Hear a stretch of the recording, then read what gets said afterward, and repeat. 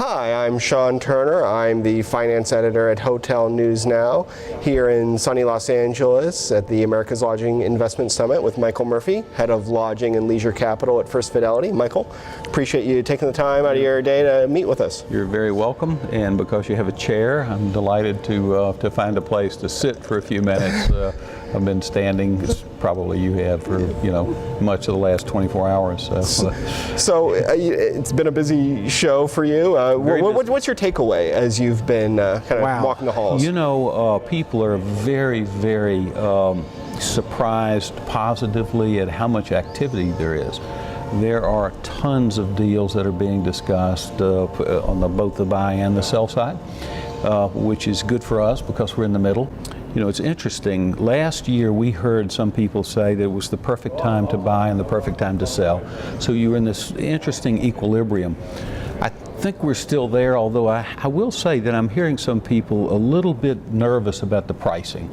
That some of the pricing seems to be more on the exuberant side than they feel is justified in the current conditions. So we'll see whether or not, people can certainly ask for high prices. We don't know whether or not they're going to get them. And as you look out into the environment, what kind of product is getting financed today? What do lenders want to see? Literally everything.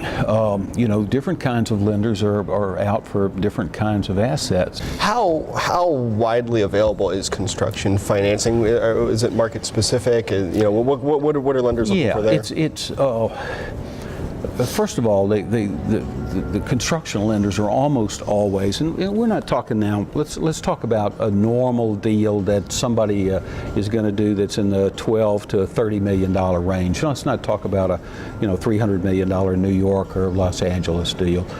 There you're looking at smaller banks, regional banks, community banks that are looking for relationships that also understand that the pricing for this kind of activity is a pretty nice return over what they're being able to get in the marketplace, from depositors.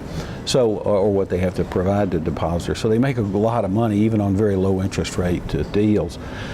They're looking for a full endorsement of repayment, so a full personal guarantee. We can often negotiate those down to, say, 75% or 50%, depending upon how interesting that market is to the lender, and that sometimes is satisfactory to borrowers, where they don't mind signing their names, frankly, and guaranteeing the transaction.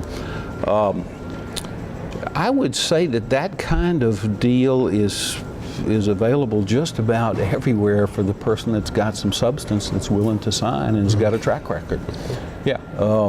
2 years ago, it was very, very rare to find somebody that does that.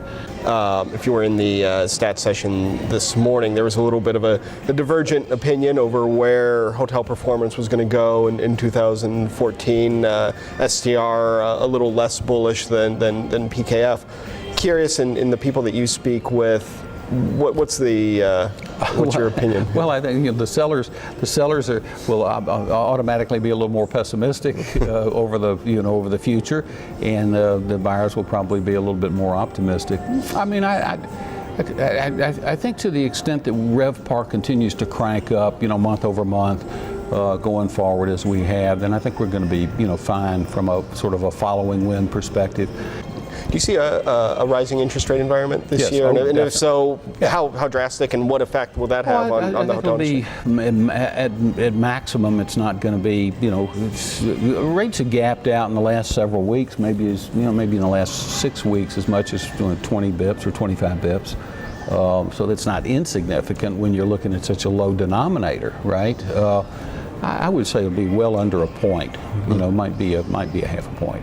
I think everybody's got an opinion on this, but I think the Federal Reserve and the new chairman, these people know what the real unemployment rate is. It's not the published rate, not the political rate, but the actual rate. And I think that they have been pretty ginger in terms of how they've been handling the economy over the term. And I was very skeptical at the outset, but I'd applaud them. I think they've done a pretty damn good job, and I think if that continues, I think we can survive until we get to the next cliff, whatever that might be. Well, that kind of leads into what I was going to ask you next.